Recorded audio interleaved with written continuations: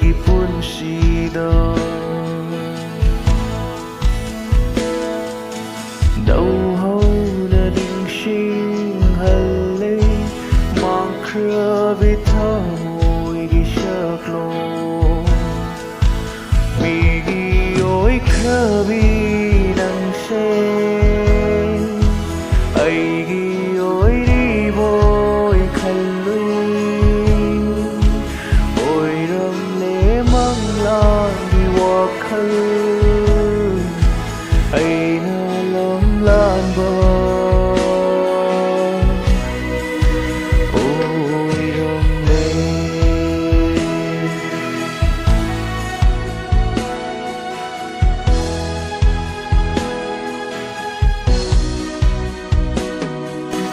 ning sing du na tên thari pendra thamoi gi chela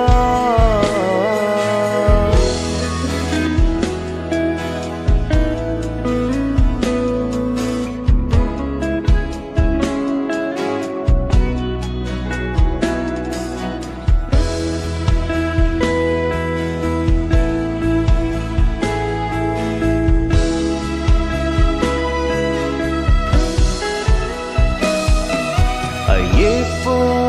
mami na sam khra ba shu ta moi gi mami di lei ho rani ujara ga penja ram ba wa khal kaw ngam re nung si vi sa tu ai po mami na sam khra ba shu ta moi gi mami di lei ho rani nung si va tam di ram bi nang di cao vơ